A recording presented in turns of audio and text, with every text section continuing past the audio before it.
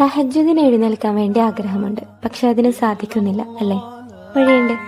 അതിനുള്ള ഒരു ദിക്ർ പറഞ്ഞു തരുന്നതിന് മുമ്പ് ഞാനൊരു കാര്യം പറഞ്ഞു തരാം. ഒരിക്കൽ ഒരു മനുഷ്യൻ വന്ന് ഇബ്രാഹിം ഇബ്നു അദ്ഹം റളിയല്ലാഹു അൻഹുവിനോട് വേവലാതി പറഞ്ഞു, എനിക്ക് രാത്രിയിൽ നിസ്കരിക്കാൻ പറ്റുന്നില്ല നബിയെന്ന്. അപ്പോൾ മറുപടി ഇങ്ങനെയായിരുന്നു, നീ പകലിൽ നിന്റെ റബ്ബിനോട് അനുസരണക്കേട് കാണിക്കരുത്. അങ്ങനെയാണെങ്കിൽ രാത്രിയിൽ അവൻ തന്നെ അവന്റെ മുമ്പിൽ നിൽക്കാൻ വേണ്ടി നിന്നെ ഉണർത്തുന്നതാണ്. നമ്മൾ രാത്രിയിൽ തഹജ്ജുദ് നിസ്കരിക്കാൻ ആഗ്രഹമുള്ള ഒരാളാണെങ്കിൽ ആദ്യം നമ്മൾ ശ്രദ്ധിക്കേണ്ടത് പകലിൽ തന്നെ അതിനു വേണ്ടി പ്രിപ്പയർ ചെയ്ത് വരണം എന്നുള്ളതാണ്. കണ്ടറിഞ്ഞ് ഓരോ തെറ്റുകളിൽ നിന്നും ഒഴിവായി വരാൻ വേണ്ടി വളരെ ശ്രദ്ധ കൊടുക്കുക.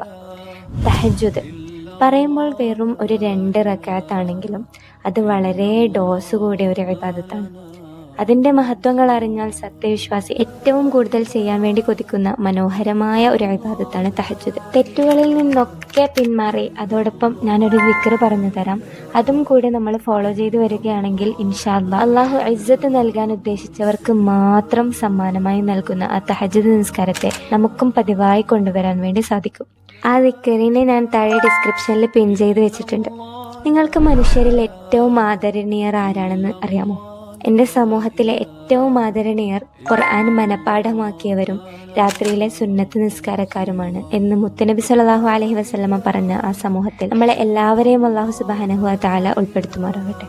തഹജ്ജുദിന്റെ മഹത്വങ്ങളെക്കുറിച്ച് നമുക്ക് ഇതിൻ്റെ നെക്സ്റ്റ് പാർട്ടിൽ വ്യക്തമായി പഠിക്കാം ഇൻഷാ അല്ലാഹ്.